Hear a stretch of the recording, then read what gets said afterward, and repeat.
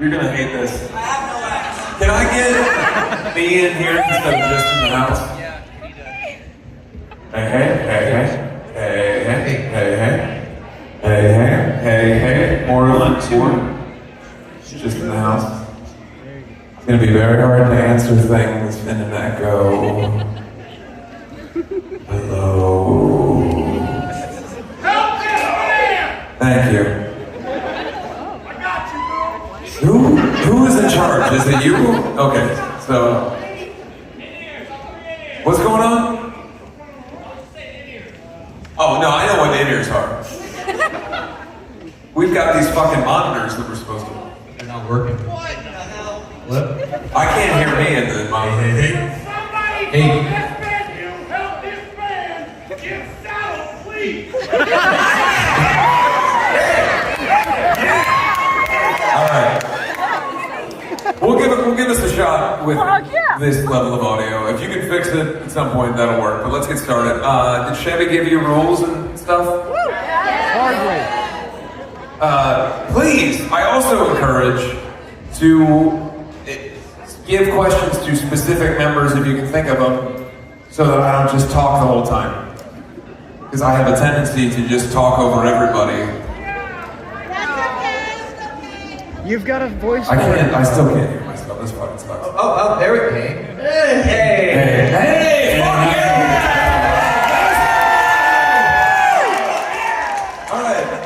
Now, does anyone that works for us know what we're doing? No idea. Where the fuck are you? Front house to the right. All right. All right. First question. We have our first question. Go ahead. So this is a kind of multi-part question. One, did you actually buy a cake and is there an actual birthday? Because this is my best friend and it is his actual birthday. We did actually buy a cake. I don't know where it is. But is it? Where is it? Well, no, I know where the human is. I wouldn't call him in. Yanni's grabbing the cake. Yanni's got the cake. We'll get the cake to your friend. So the actual band question is, do you prefer writing lyrics to music or music to lyrics? We always do lyrics to music. The music comes first from these guys, and then I write bullshit over it. Yeah, there you go. Thank you, appreciate it, thank you. Next question. In Restitch These Wounds, you guys turn Mortician's Daughter into this beautiful, haunting instrumental, but the lyrics are so gorgeous. Is there any way that we're ever going to be able to get a version that has both the new, like, violin, gorgeous stuff that Jinx does, but also the amazing lyrics? I have a question for you. Yes. Do you have a computer? Yes. Make that shit. You do it. Put all the work on us. No, thank you. That's very nice. I don't see it happening because we're not going to do a tri-stitch these moves, but thank you. That's very kind. I did do violin on the original version, so you could always go back and listen to that one, even though it was recorded poorly. Yeah. Just saying. Hey, it was Yeah. I actually, if you could make that, I would like to hear it. Or you or someone you know has been affected by mesothelioma. Yeah, I like this. All right. Hi, I'm like really nervous to do this. I'm really nervous to do this. I didn't think that I would get a chance to like address the people that like have been saving my life for the past 7 years. That's so very I just want kind. to say like thank you for that. Lay it on us. What do you got? Like, what was the aha moment for you to like start this band? Like, Can we each answer that? Absolutely. Let's do start music. What was your aha moment for starting music? Oh, for starting music? When you created the idea of music. Well, several thousand years ago. Yes. That was cool. I feel that way. Yeah, well, I was born into a musical family, so, you know, and it was just kind of inevitable. I mean, my passion was for, you know, I wanted to be a historian, but this, you know, I was like, all right, it's kind of happening, so here I am, yay! But I love what I do, so I'll be here for you. For me, it was seeing the high school marching band in my hometown. Just like the percussive forces, and I'm a band nerd.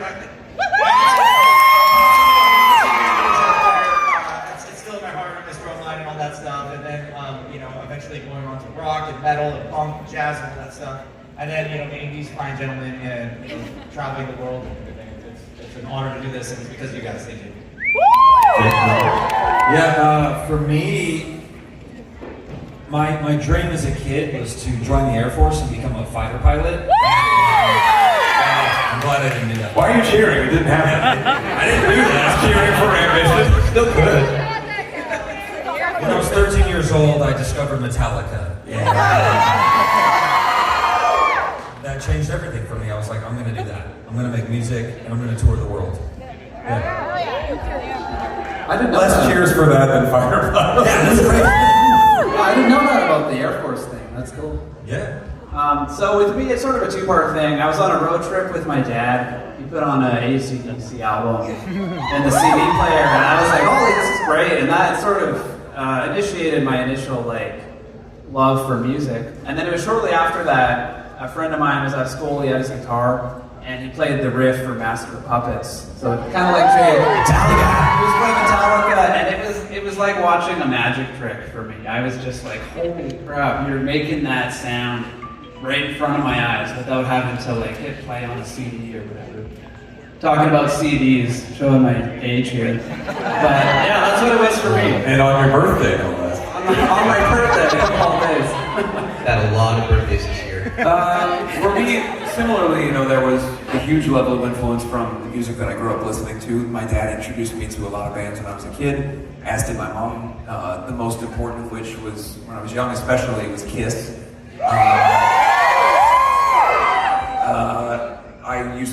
I was a kind of a loner kid, and I was a weird kid, so didn't really have a lot of friends. I would go home in grade school and I would watch Kiss VHS tapes every day.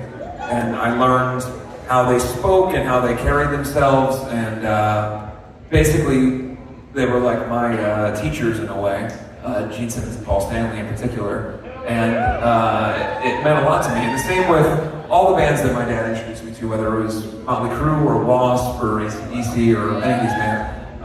And then also, I was just always around music. My dad was in bands. We sang in church, just always singing all the time. So yeah, that's pretty much it. I really love that you say that about the Kiss VHS tapes because of you guys, when I would get bullied really bad throughout all of middle and high school, and I was the weird loner kid, I would go home and every day watch the Knife and Pen's music video. That's and awesome. what got me through the day was knowing that I could go home and just keep watching you guys and listening to you guys. That's very cool. Thank you. Hey, Winters, I had me in the wedge. Can you turn it up a little bit? Who is next? Ask me about my band trailer. Need members. Can I ask you about your band trailer? Yeah, we just put out a song the other day. That's about it. And we also need members. We need members. Anybody want to be in a trailer? You're open to it. Sure, yeah. What's your question? So I got one. I got a couple. Can you say hi to my friend Sophia from New York? Hi, Sophia from New York. Okay, she loves you. And also, for all of you, what advice would you give for a musician or band just starting out? What'd you guys think?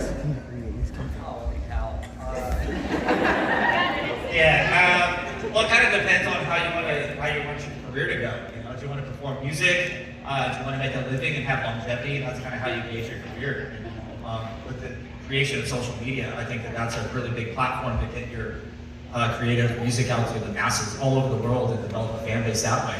But if you just want to perform at the local coffee shop, there's nothing wrong with that. Gauge your career like that. Work on great music. Invite friends and family and stuff like that. But if you want to go international and something like that, there is a business aspect. So learning a lot about that, and in addition to creating great music, I think that the more you know about the industry and research upon it, it'll help. I was just saying landscape if you can. See, that's a great fucking answer. Thanks. Now go do it. All right, who's next? Hello. Hi, what's your name? I'm Audrey. Hi, Audrey. Me too. So I have a question and a comment. Give me the comment first. Okay. So the comment is, I have always loved singing, and the first time I ever saw you guys, which actually was here. Okay, we're always here.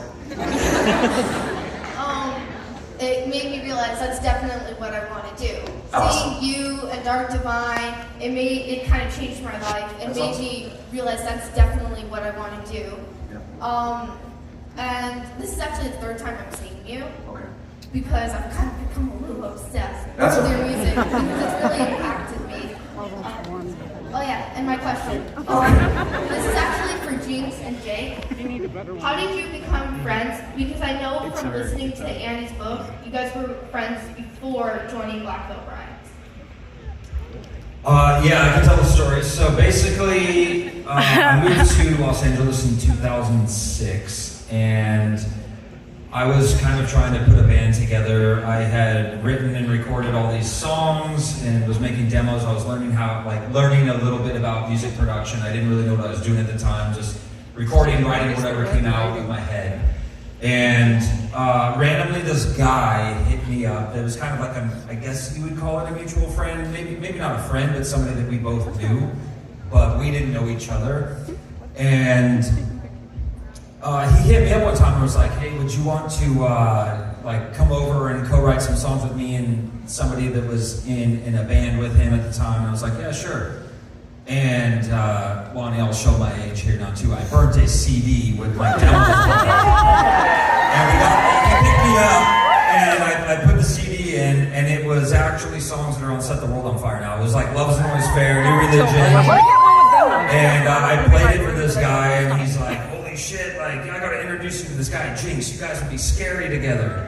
So literally that night, I was like, "Okay, so do it." And he called him up, and we met in Hollywood, California, and I brought some earbuds and played it for him, and he's like, "Dude, fuck yeah." It was on his iPod, you guys remember? Yeah, it was an iPod. This was At some point, we're gonna start talking about Betamax tapes. This was in LimeWire. 2008? 2009. 2009. Oh, no, yeah. No, it was early 2009. Was it early 2009? Yeah. Yeah. So I actually got kicked out of my band because I started jamming with him. No, listen, it that was night. CC too. Well, yeah. Hey. Are you gonna fight?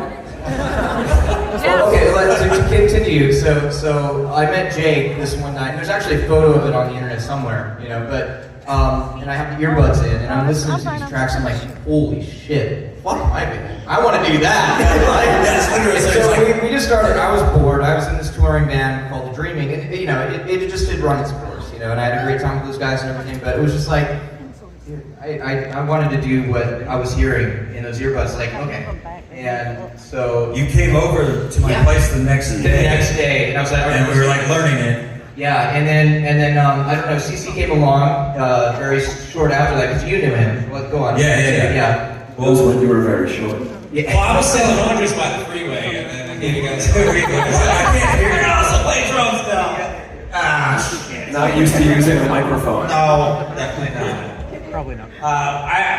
Jake and I had a mutual producer back in the day. I was in a previous band as well, and he said the same thing. It was like you and you together would be unimaginable. We kind of looked at each other and were laughing, oh, that'd be awesome, one day. So then they meet. And they're like, hey, we got the guy. So then the three of us started playing, and it was, just like what you heard. I heard what was going on. I was like, holy shit, this is gnarly. How am I going to learn how to play this fast shit? Oh my god. The funny thing is, so Jinx was still in his other band, and they had a rehearsal space in downtown LA. And he's like, yeah, come over, let's set up our shit and rehearse these songs. And my drummer walked in one night. Yeah. While we were playing probably drunk kid Religion or set up, and it's just what the fuck? Walks out. Next day I get an email okay, hey guys, so I'm out of my band now, so that was that. Yeah. How is this around the time that you guys saw me at a house party trying to fight the police? Yes. Yeah. We were writing. What was the song we were writing that night? That we. Before I knew you guys. It was on. It was on Set the World on Fire, right? I don't know. It might have been We Stitch. Okay. Anyway, I don't know. It might have been Heaven's Calling or something. Yeah, something like that. Yeah. So I was in putting together an early version of Black Veil in LA. Children Surrendered. That's what it was. Would have been 18 at the time, and somebody coaxed me. I'm not a big partier, but somebody coaxed me into going to a party, and I got really drunk and I tried to fight all the pool toys. Unbeknownst to me, these guys were at that party and they saw the giraffe person fighting the... First time I ever saw Andy, he was kicking a beach ball into a pool. And we met shortly after that. We all came together. And what's actually funny, people don't know this, is in some cases on We Stitch These Wounds, because all those demos... What the fuck? What was that? Oh, that was your art. In some cases on We Stitch These Wounds, there were... Stop. Please don't. I'm going to say it one more time. In some cases on We Stitch These Wounds, because they had already... You want to, Connor? They had already written a certain number of musical pieces, right, that didn't have, or at the time the band that they were in had a full different melody and lyrics on it. And we found out very quickly once Jake and came into the fold and we were all working together that a lot of the stuff that I had written before we could actually just put on top of their songs. So I think We Stitch These Wounds. We Stitch These Wounds was crazy. And if there's a few words, it was literally just a melody I had already written and lyrics, and then we just plopped it on top of their song, and that's what it became. And then in other cases, there were songs. I think the first time I met Jake, he played what ultimately became Ritual for me, and that was one of the first things I heard. So they had built up such a huge amount of musical pieces that really it wasn't until Wretched and Divine that we had to start writing from scratch. Both of those first two records were really riffs that were full, in some cases full compositions that they had already done that I was just writing lyrics on top of. Next When did question. they come in? Yeah. When did Lonnie come in? Yeah. 8 minutes ago. How'd you meet him? How did I meet him? I had my appendix ruptured, and it was his fault. No, I did a solo tour, and this is actually a good story. I did a solo tour, and at the time the band was not doing great and emotionally. And I had done my second solo record, and Lonnie was on the tour, and he told me very early on that he was a big Black Veil fan, so I started kind of picking his brain about what he liked about the band, and I kind of put it in my mind that if it ever came up and we would need to have somebody come in, he seemed like the perfect person, because just so you know, it's not his birthday. It hasn't been his birthday. I've been doing this for a week and a half. Every day I ask the audience to wish him happy birthday. It's escalating more and more people are leaving comments on all of his social media every day, happy birthday. And he puts up with it with a smile. That's why, because he's a genuinely kind human being and he's extremely talented. Thank you. By the way, tomorrow is going to be his fucking birthday again. And the next day? Next question. But he's a Capricorn. It's Virgo season. Hi. Hi. My name is Annabeth. Annabeth. I just wanted to say that I have a stuffed animal that's an axolotl, and I named it Lonnie Axolotleton. Yes! Love it. That's very sweet. Aww. Alright, what's next? Hi, I'm Charlotte, like the spider. Hi, Charlotte, like the spider. First of all, thanks for giving me the opportunity to see you guys again. I haven't seen you since Warped Tour, so. Okay. I have a question about screaming. Do you just one day go, I think I can do that, and just start trying it, or do you try in your car alone first and don't embarrass yourself? There was 2 records when I was a kid that I used to try to learn the scream to. My scream doesn't sound anything like these, but it was the Bench Sevenfold Waking the Fallen record. Fans of that record here. And I can't. What was the Kill Switch record with the hands where he's holding the Howard record? End of Heartache. End of Heartache. So I would listen to those 2 in my little purple Geo Metro when I was in high school. And there was a Bleeding Through record too that has just a bloody heart on the cover. I can't remember that, but those were the records that I would try to learn how to sound like that. Hey, thanks. You guys aren't in line. I don't know what to... It feels unfair. What's next? Alright, hello. My name's Shauna. And Hi. Hi. Chevy's signing with some of the people in the front, and you were talking about work. I work with really small people at the daycare. We have a lot of kids that are either autistic and sign or are hard of hearing, and it was really special to see like one of my favorite bands even slightly including that for them, because these kids they already like stuff. So hopefully when they grow up they'll be able to see that. And I was wondering, would you ever consider, there is in a lot of music videos nowadays, in the corner they have someone interpreting. Yeah. Would you ever consider putting that in your music video? Sure, I mean, never say never. But I want to say, that's all Chevy, so give it up for Chevy, everybody. And one last thing, back in the day y'all used to sell like these really chunky like bracelets. Would you ever do that again? Please. You want chunky bracelets? Yes! Old ones. Wait, what the fuck? Are you playing cornhole? Can you make them glow in the dark? Push it out here, show them what you're doing. He's fucking playing cornhole. Thank you for your questions. Chunky bracelets that glow in the dark. You have bracelets that glow in the dark? No, we need chunky bracelets that glow in the dark. You glow in the dark bracelets. Yes! Oh, Well, I guess there goes my one. On the board.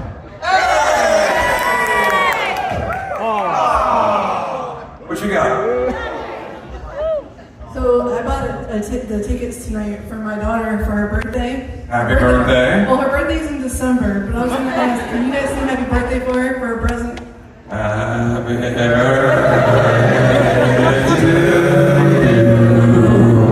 Happy birthday to you.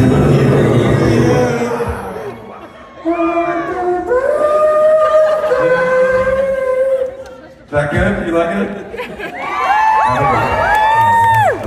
Her name is Myrtle, and she's right over there by that pole in the Kiss shirt. I like your shirt. Happy birthday. 100 months. It's my birthday December too, is it? Can I get a happy birthday? Same here. But again, happy birthday to Lonnie. What is your next question? And again. So I have two. One serious, one not so serious. All right. From my sister, not from me. She said, would you ever consider being a stepdaddy for 3? For what? Would you ever consider Oh. No, but thank you for the offer. Your next question. She said, what's your 3 favorite songs that you've created? What do you got? 3 favorite songs. 3 favorite Blackfoot songs. Bleeders, Crimson Skies. I don't know. This is hard.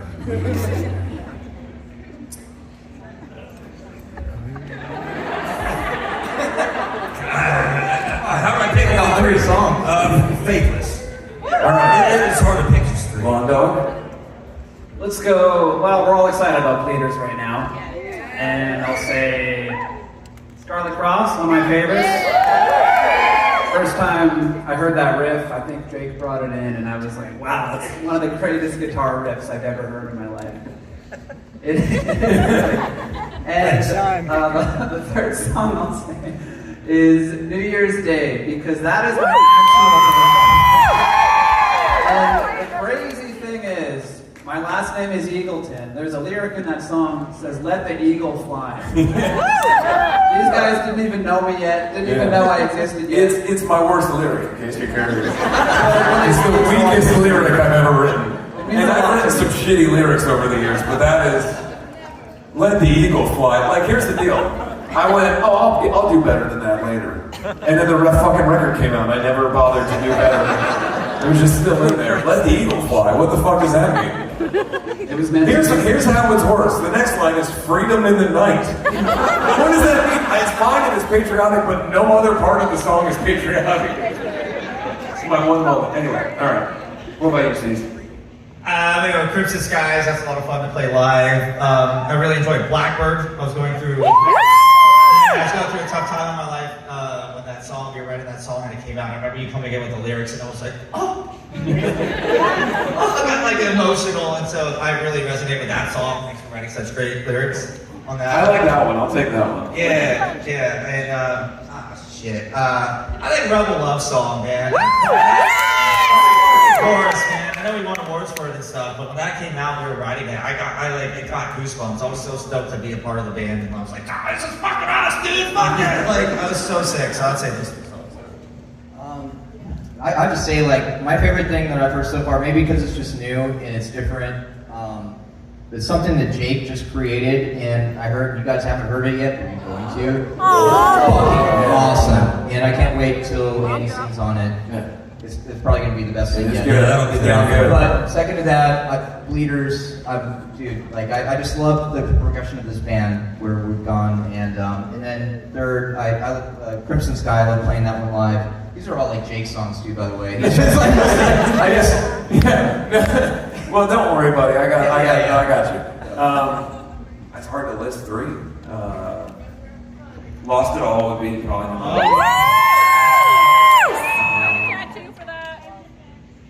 I'm gonna go four because I can. I know. I'll do Fall Eternal off of the last record. When They Call My Name. Yes. Savior 2. Yes. All ballads. I picked only ballads. A lot of jinxing some of those. Yeah, that was 3, right? Or was that 4? That was 4. Oh. Yeah. Anyway, wasn't it? My fucking ass. God damn it. Cheers. Hey, how you doing, my name's Austin. How you doing? Awesome show, by the way. Thank you. So, me and my wife have been together for 7 years and been married for 5. All right. Congrats. Thank you. We are having a wedding vow renewal next year, September 26th, and we were wondering if y'all would show. Well, if we're not touring, then we'll try to make it. All right. September 26th, we're playing the LA Forum. Oh yeah. So we got kind of busy. We have a schedule. Or otherwise, we totally be there. Yeah. That was my question. Congrats, though. Congrats. Hey, how's it going, man? Hey, I like your shirt. Thank you so much. So my question is, I've always been a big fan of y'all, and I'm actually new to the cinematographer. Do y'all ever see yourself doing another movie like Legion of the Black? Did you say, would we make something like Legion of the Black? Yeah.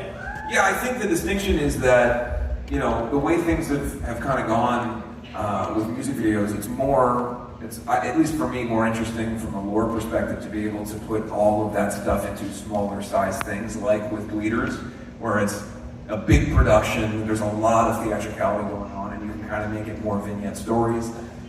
So moving forward, at least for this record that we're working on right now, it's more going to be those kind of things as opposed to one long story, because we did that with the last record, Phantom Tomorrow. So, but never say never. I would love to do something like that again. The truth of the matter is, really, what Legion of the Black is it's us telling the label, who didn't really pay attention to us, hey, instead of a bunch of music videos, what if we made one movie? And they were like, yeah, whatever the fuck, go ahead. Because we really, and this is not a discredit to Universal, but at the time, they didn't really understand why we were successful. We were just working, so they were kind of letting us do whatever we wanted. But you have to imagine that for us to say, for our first big push that they're ever going to put behind us, for it to be a super long concept record with 10 spoken word interludes, that wouldn't have been an easy sell, but they really kind of led us to our own devices. And so we said, well, if we can do it for X amount of dollars, will you let us make this movie? And then Richard Villa and Patrick Fogarty came in and we built out the whole story Bible and we shot it, and it was pretty awesome.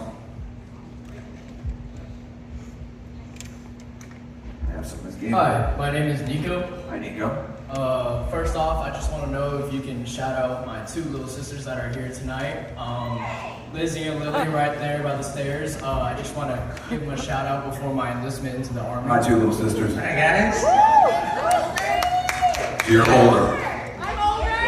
And my question is, what brings y'all the most comfort when you guys are touring? Well, emotional or physical? Emotional. The older I get, the less there's physical comfort. Amen. Oh. This is a weird way to sit. What the fuck? I don't know. It's different for all of us. What about you, Jake? What do you got? For me, probably I have a gaming laptop, and I'll be in the dressing room and just play some Call of Duty if the Wi-Fi is somewhat decent. So it's kind of my escape, I guess. Yeah. Yeah, I mean, I think the other thing is that we're all married, and we spend a lot of time talking to our spouses, and that's an important thing, especially for us to be able to stay, and not only connected, but be a part of our lives at home.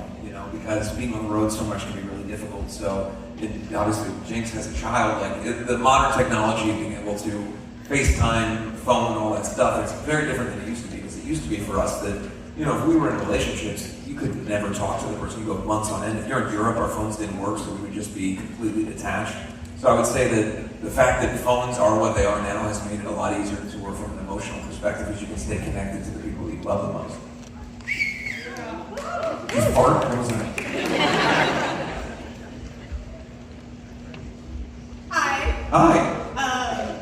First off, I have a few questions. What you got? Do you know how much each and every one of you mean to people? That's very nice. But if we did, I think that would make us crazy people if we were walking around thinking about how important we are. We're just dudes being guys.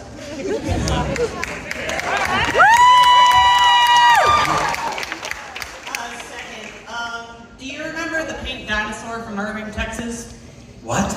There was a pink dinosaur in The dinosaur, Irving, Texas. Oh, yeah, of course. Is that you? No, I wish. But,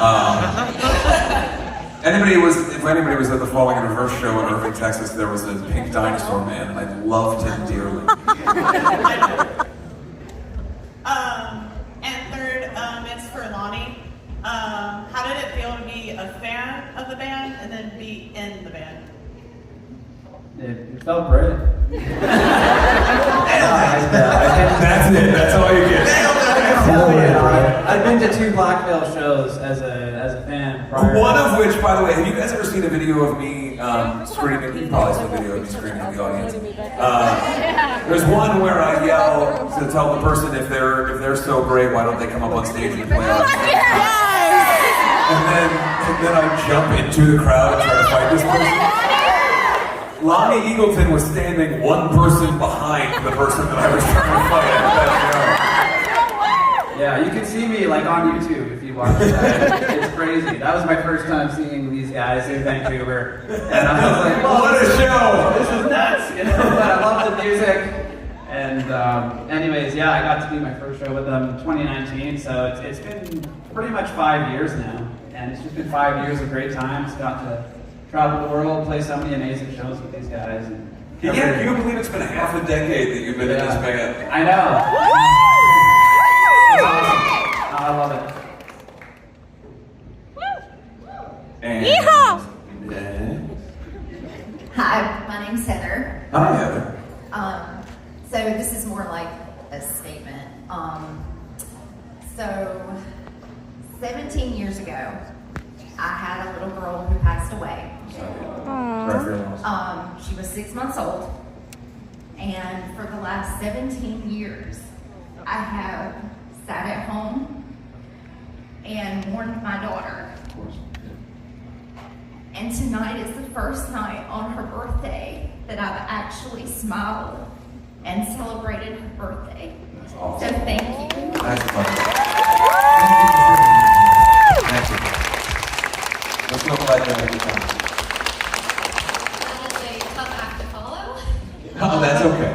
Hi, I'm Emma. Hi, Emma. I've been a fan since I was 10, so for 10 years now. Fantastic. And tonight I brought with me my friend Jamie, who I've been introducing to the metal scene, and this is his first time ever even hearing you guys. Okay. And I just wanted to know if you guys had any advice for him for getting into the metal scene. Don't listen to us because you'll get a lot of shit talked to you from the internet. Don't ever call us a metal band if you ever don't want bad comments on anything. Secretly listen to us like other people do. Thank you. And I have a follow-up comment that I just think is funny because we were mentioning New Year's Day. I started a tradition where I would play New Year's Day. Oh, do you do the countdown? Yeah, the countdown so that it says on New Year's Day, as the clock turned to midnight, And the first time I did that was 2020, so thank you for bringing me COVID. That was us. All the power. Hi guys, my name's Brennan. Hi. Good to see you guys. I think this is the 4th time I've seen you guys. Excellent, thank you. Over a very long lifespan of, let's see, I started listening to you guys in 2009. Wow. Because I remember seeing the Knives and Pens video pop up on YouTube suggestions back when that was a big thing. It's funny, like the other guy was talking about earlier, about listening to bands and learning how to scream, because you, just like Avenged Sevenfold and Bullet for My Valentine and many other bands, were that band for me. Yeah. It was very interesting for me, and just to learn as like you said, you just kind of feel it, and you just, it's part of the moment. Sure. I'm kind of rambling. My bad. That's okay. I'm very thankful my parents were very supportive of the imagery. My dad very much welcomed me with open arms with the imagery, because he very much loved Kiss and Motley Crue and was the outcast of his day. Yeah. So it was nice for him to give me also this support. Yeah. But serious question. Okay. I believe, I think you may have mentioned probably in interviews about like talking about when you guys wanted to do Restitch These Wounds, pulling some of the other things that haven't been released yet. One in particular, I believe you mentioned in your book, was how people release things onto the internet that you had no idea about, early unrecorded things like the Gunsling or other Restitch These Wounds things. Is there any potential that any of those would get a remaster or a... Well, I would say the trouble is I didn't write the Gunsling. Okay. I was so those songs were primarily written by guys that were in early iterations of the band, and I was maybe like 15 at the time. So I would come in and I would say maybe 40% of those I wrote anything on. And to this day, I don't know what the fuck that song is about. But I sang it, and then I helped, kind of build it into what it is, the screaming part in there, all that kind of stuff. But I'm not a primary writer on it, and it wasn't really my song. And same goes for, Sex in Hollywood. I have no fucking idea what that song is about. But I wrote the chorus melody and some of the lyrics. So it was also, I was in high school, so nobody was keeping track of publishing or any of that. Many, many years ago, one of them approached me and said, "Hey, do you ever want to release these songs? You can pay me $1 billion and release them." And the funniest thing was that I didn't want to do that, so they're not coming out. Yeah, okay, fair enough. Sorry. That's okay. Thank you very much. But I appreciate you asking. And thanks for sticking with us for so long. I do just need to note we have approximately 8 minutes left of our Okay. Q&A. Hi, my name is Jesse, and I know I'm dressed like a normie, but I promise I'm a metalhead. All right. So something you guys said a second ago kind of interested me about maybe inviting a fan on the stage to play your instrument. Is that a real thing that you would let somebody do?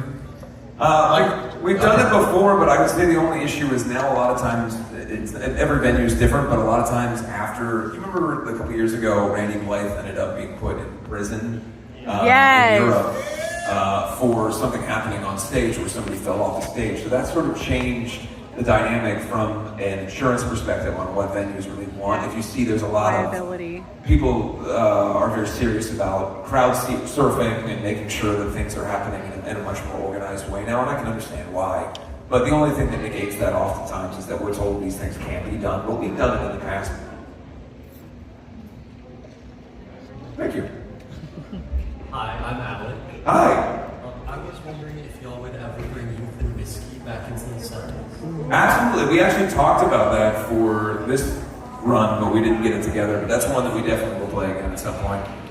Thank you so much. He's like, hell. That song's the reason why I started to have to warm up before playing live. I used to just go right on stage, all right, let's just go play it. It's that song on the Avenged tour. Where I was like, I gotta start warming up. There's no way I can just go out. It was like 3 in a row. What was it? New Religion? Love's Not Always Fair. We had that in there. Yeah, it was just that's a fucking killer. There was no way. That whole album. That is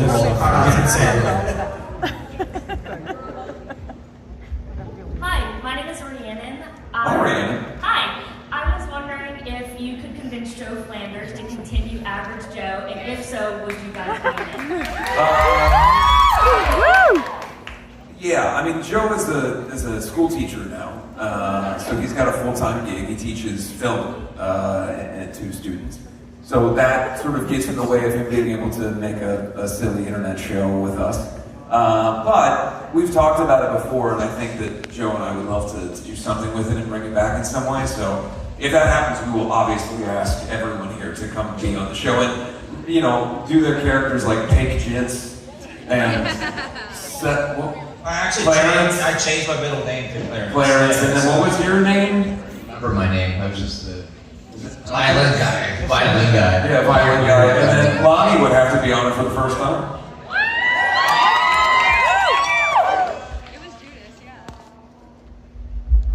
Hi. So I've been listening to this Twitch book, and I was wondering if you would ever do another rock opera like Unveiling again with the transmissions and stuff. Oh, so you didn't like Phantom Tomorrow, huh? I did. I think that the only thing about it was, you know, it's a little arduous to try to figure out ways in which those don't just seem annoying in this day and age. The distinction also is people listen to music differently. When that record came out, the primary way people were listening to it was having purchased it either through iTunes or on the CD. So the track listing was, I still take track listing very seriously, but there's much more of a push to not have filler songs on an album like that because of the way that most people listen to stuff through streaming. But I'm not saying no, and I'm sorry that you didn't think the Phantom Tomorrow was a good rock opera record. Could you say happy birthday to my friend Shannon in the crowd real quick? Hi, did you like the Phantom Tomorrow? Happy birthday. Yeah. Hi, my name is Rosalind. Hi. So this is technically my first show. I have 2 questions. What you got? So this is for Jake. Is there any way that I can get your vest that you are wearing, since you sell them a bunch, but the show wasn't on there? So is there any way I can The shirt that you're literally wearing? This is what I'm wearing right now? Yes. Take it off! Take it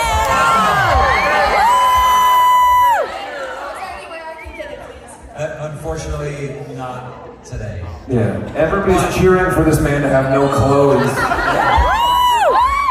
I'm sure we'll be back here in about like 3 weeks or something. Exactly, we'll come right back. I'll have an event. If you ever want to see us, we're in Myrtle Beach all the time. Yeah! Woo! Okay, so second question, Andy. What is your skincare routine? How is your What is my skincare routine? Yes! Okay, so...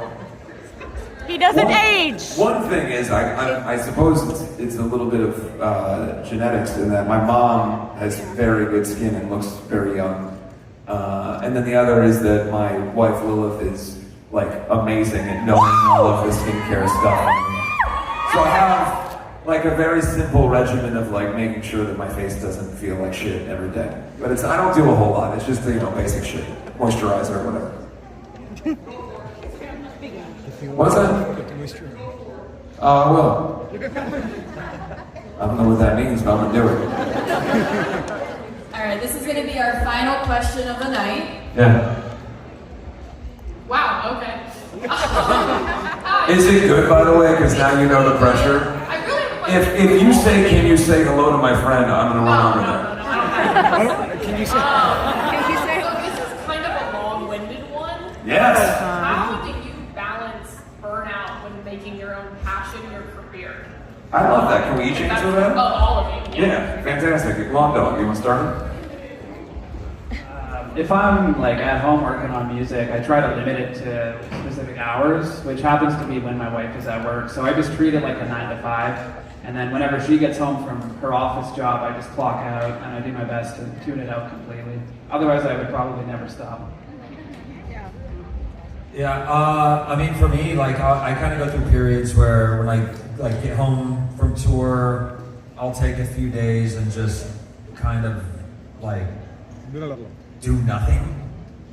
And I very quickly get really bored of that because I always have to be working on something, learning something, working on new music.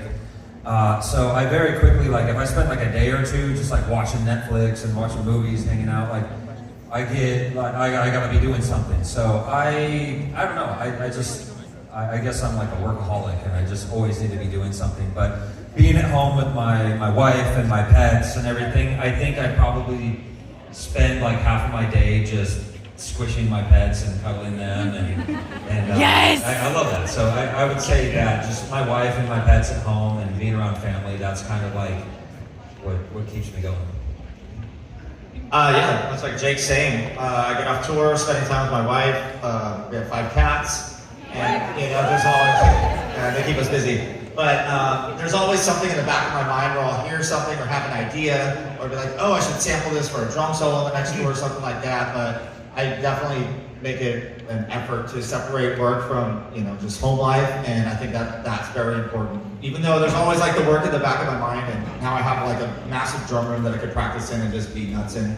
So that's like gonna actually amplify my practice time and stuff like that. So yeah, just paying attention to the people you care most about. I've got a 3-year-old at home, and he keeps me extremely busy, and he's fucking awesome. And I spend as much time with him as possible when I'm home. And but as soon as he goes to bed, then I've got a room in the house, and I get ideas in my head. I create. I always have my studio. Even when I'm on tour, I've got bunk studio set up. I've got my fucking insane. It's insane. But I have ideas that come into my head all hours of every day, and it's like as long as I space out time to create, then I'm like I always feel like I accomplished something. But it's really important for me, and I think for all of us, to have that family time and that separation of like, okay, like what's really important in life is togetherness and and family, and yeah. So and then that way it's like I feel like I can have that space in my brain to do what I do. What I also really enjoy, which is making music with my brothers. So. I wish that I could answer your question with anything that gave you any hope for being able to do it, but unfortunately, I do not know how to turn off, and my wife and I are both that exact same personality type. So we work on our career 17 to 20 hours a day, every single day together. So that's the real benefit, is that I found a person that loves doing this as much as I do. So if I'm not waxing poetic about something that has to do with Black Veil, then she's telling me something that's all related, and we're coming up with ideas for each other. So I know that that's a really specific thing, but I think it's about, finding, like Jinx said, like a balance with your family. For me, I just happen to be with somebody who is as much a crazy person as me. So we spend all of our time, and what if we built this thing, or what if this costume looked like this, or whatever. Like that's our whole day. And for me, the reality is, I wake up and the first thing that I want to do is figure out what is going to happen with the band. I'm on a call or dealing with something related to the band. And it's not to say that makes it, I'm not saying that is chiefly the only thing in my life, but the reality is, I found when I stopped drinking that I was really good at this, and I can really put myself into this, and the way that my mind works. And I know I'm different than other people, so I can use it to my advantage and use whatever you want to call it, neurodivergence or ADHD, that being able to use that as my superpower and put every ounce of myself into a ridiculous lore or backstory for a character you're never even going to know about is soothing to me and helps me. And so it's about what it means for you. I don't think that you have to live a life that's devoid of work-related purpose being part of who you are. That also doesn't mean that the job that you have that's a menial job that you hate has to be who you are. But if there's something that is truly your passion beyond anything else, and it's so intrinsic to who you are as a person, if you can find a way to make that the thing that makes you happy and gets you up in the morning and makes you feel something and gives you that passion, then I think that that's probably the best way to balance both of them, is to make it a thing that makes you you, as opposed to that thing being something that's put upon you. Does that make sense?